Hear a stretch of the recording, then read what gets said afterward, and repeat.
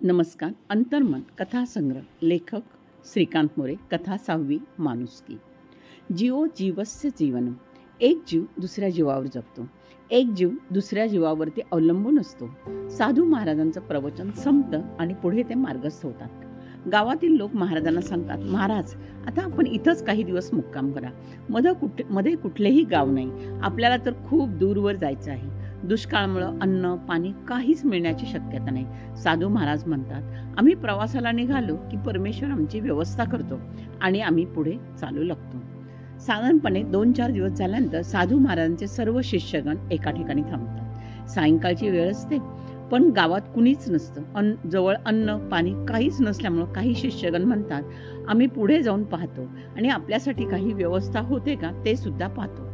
गेले 2 दिवस त्यांचा काहीच पत्ता लागत नाही. कसं बसं ओसाड गावातून साधू महाराज आणि शिष्यगण बाहेर येतात. एका झाडाची साल खाऊन ते दिवस घालवतात. राहिलेले शिष्यगण साधू महाराजांना म्हणतात, महाराज आम्हाला आता राहवत नाही.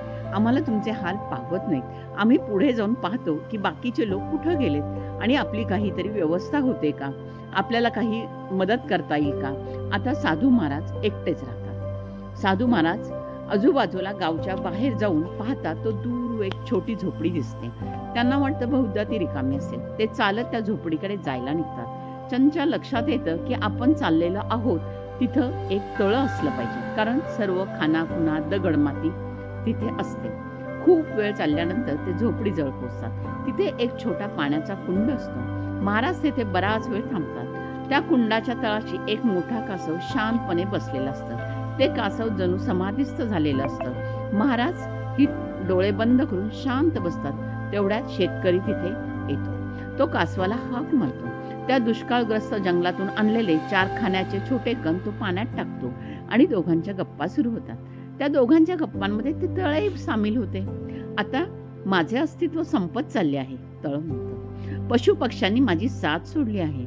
हजारो वर्ष जे मी पाहिलं नाही ते मी आता अनुभवत आहे. गाव येथून जाऊन 2-3 वर्ष होऊन गेली आहेत. सारं माझ्या उघड्या डोळ्यांनी पाहून समजून चुकलो आहे की ज्याला त्याला आपला जीव प्राणप्रिय असतो. त्यांचंही बरोबरच आहे म्हणाना. शेतकरी म्हणतो, मित्रा आम्ही दोघांनी ठरवलं आहे की वाटेल ते झालं, आमचा देह या जन्मभूमीमध्ये विलीन होऊन जाऊ दे, पण आम्ही तुला सोडून जाणार नाही. कासव म्हणतो, हे काय, आम्हाला तुझं दुःख समजलंच आहे की आजवर तू सगळ्यांना जीवनदान देत आलास. आज शेतकरी आणि मी जोवर तुझ्या पोटामध्ये पाणी आहे तोवर दररोज कुंड खोल करत करत तुझा प्राण वाचवत जाऊ. शेवटी जीवन हे त्यागात असतं, कोणी कोणाचं नाही. असं जरी आपण म्हणत असलो तरी सुद्धा आपण तिघे एकमेकांचे अखेरपर्यंत सोबती राहू. अरे तुम्ही दोघेही वेडे आहात का? उगाच काय हट्ट करू नका. पाऊस पडला की मी पुन्हा पाण्यानं भरेन, पण पाण्याविना अन्नाविना तुमचं प्राण गेले तर मला ते पाप लागेल. मला नाही सहन होणार. शेतकऱ्याला आणि कासवाला तळ्याचे म्हणणे ऐकून पटले, पण आपणही तळ्याची साथ का सोडावी. त्या दोघांना डोळे उघडून साधू महाराज म्हणतात, चला तुमच्याकडून मला येथील सारी परिस्थिती आता लक्षात आली आहे. येथे राहण्यात काही अर्थ आहे असं मला वाटत नाही. शेतकरी म्हणतो, महाराज आपण जेव्हा आलात केव्हा आलात आणि आपण असे कसे नाही कळले आपणाला. महाराज गेल्या 8 दिवसांचा सारा वृत्तांत त्यांना कथन करतात आणि म्हणतात, अरे श्वास आहे तोवर जीव आहे, जीवन आहे तर आपले अस्तित्व आहे. त्यामुळं मी आता पुढे काय जायचा विचार करत आहे. शेतकरी म्हणतो, महाराज पुढे कुठलंही गाव आपल्याला जवळपास भेटणार नाही. मी अनेक वर्ष इथं राहत आहे. हे तळं या भागातील सगळ्यात मोठं तळं आहे. याची जर ही अवस्था असेल तर मध्ये मध्ये कुठंही पाणी मिळेल, खायला मिळेल याची खात्री आपल्याला देता येत नाही. ही भूमी आमची माता आहे. हे तळं आमचं जीवन आहे. इथं सारी आम्ही आता एकत्र अखेरपर्यंत तळ्यासोबत राहण्याचा निर्धार केला आहे. मग जे व्हायचं असेल ते होऊ द्या.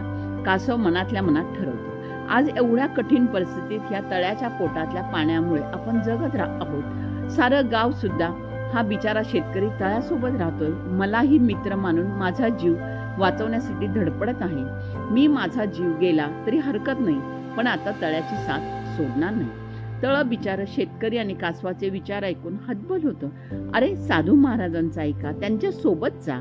कासवा, निदान तुला तरी चालायला ह्या जंगलातून खूप त्रास होईल. या कुंडात पाणी असेपर्यंत हे दोघे तुला शेतकऱ्यांच्या कावडीमधून घेऊन जाऊ शकतील. कासव आणि शेतकरी एकदम बोलतात, आता ही चर्चा बस, आपण आता एकत्र राहू. साधू महाराज साऱ्या परिस्थितीचा अंदाज घेऊन विचार करतात की ह्या तळ्यातल्या कुंडावर किती दिवस आपण राहणार, त्यापेक्षा उद्या सकाळी शेतकरी बाहेर गेला की आपण कावडीत पाणी घेऊया आणि पुढच्या गावाला निघून जाऊया. सकाळी ठरल्याप्रमाणे साधू महाराज शेतकरी जंगलात अन्न शोधायला गेल्यावर कावडीत पाणी भरून तिथून निघून जातात. शेतकरी परत येतो तो लगेच फावडी कुदळ घेऊन ते कुंड आणखीन खोल करतो. तळ्याच्या पोटातून जिवंत पाण्याचा झरा म्हणा की तळ्याचे अश्रू की तळ्याला गहिवरून येतं. त्याप्रमाणे कुंड भरू लागतं आणि कासव पुन्हा पायऱ्यांवर येऊन शेतकऱ्यांची गप्पा मारू लागतो. इकडे लोकासंगे ब्रह्मज्ञान, स्वतः मात्र कोरडे पाषाण. त्याप्रमाणे साधू महाराजांचे शेतकऱ्यांनी सांगितलेल्या गोष्टींकडे दुर्लक्ष केल्यामुळे हाल व्हायला सुरुवात होते. ऊन वाढलेलं असतं, आजूबाजूला कुठेही हिरवळ नाही, सारा ओसाड भाग, दगड दोंडे शिवाय काहीच नसतं. आकाशामध्ये कुठेही पक्षी नाही. सारं वातावरण पाहून साधू महाराजांचा जीव कासावीस होतो. त्यांच्या लक्षात येतं की पुढचं काही सांगता येणार नाही, पण शेतकरी आणि कासव ज्या कुंडाजवळ राहिले आहेत तिथपर्यंत आपण पुन्हा संध्याकाळपर्यंत पोहोचू शकतो. कसा बसा कावडीतला 4 पाण्याचे थेंब जिभेवर घेण्याचा तो प्रयत्न करतो आणि सोडून गेलेल्या शिष्यगणापेक्षा हा शेतकरी आणि कासव लाखपटीनं बरे. हे दोन्ही जीव त्या निर्जीव तळ्याशी एकरूप झाले आणि मी मात्र त्यांना सोडून स्वतःचा जीव वाचवण्यासाठी बाहेर पडलो. साधू महाराज परत कसे बसे जीव कासावीस झालेला असला तरी पडत धडपडत अक्षरशः आपला जीव जातो की काय अशा विचारस्थितीत सूर्यास्तापर्यंत पुन्हा त्या कुंडाजवळ पोचतात कसलं, तिथे येऊन पडतातच. कासव शेतकऱ्याला हाक मारतो. शेतकरी त्यांना पटकन कुंडातलं पाणी पाजतो. थोडी तरतरी आल्यानंतर रानातल्या बिया, झाडाची साल्ट खाऊन साधू महाराज पुन्हा ताजेतवाने होतात. आज तळे, कासव, शेतकरी आणि साधू महाराज शांतपणे चिंतनात जातात. तेव्हा साधू महाराज त्या तिघांना म्हणतात, मला माफ करा, खरं तर मी तुम्हाला मदत करायला पाहिजे होती. ही भूमाता ह्या तळ्याच्या माध्यमातून आपली पालन करत आहे. ह्या तळ्याच्या पोटातले पाणी कधीच संपणार नाही आणि तुम्ही दोघांनी जो त्याग केला त्या त्यागाची परीक्षा पाहणारा परमेश्वर तुम्हाला सुद्धा तुमचं अमृततुल्य असं जीवन कधीच व्यर्थ जाऊन देणार नाही. साधू महाराज समाधीस्थ होतात. त्यांना कळून चुकतं की शेतकरी, कासव आणि तळे हे तर आपले गुरु आहेत. त्यांच्याकडून खूप काही शिकण्यासारखं आहे, तत्वज्ञान घेण्यासारखं आहे. आणि पाहता पाहता काही दिवसातच ग्रीष्म ऋतू जाऊन पावसाळ्याचे ढग बरसायला लागतात आणि तो छोटा कुंड विशाल काय तळेच नव्हे तो सरोवर होऊन जाते आणि लाखो पशुपक्ष्यांचे जीवन देणारे विश्रामस्थळ. शेतकरी आणि कासव त्या झोपडीत आजही अमर आहेत.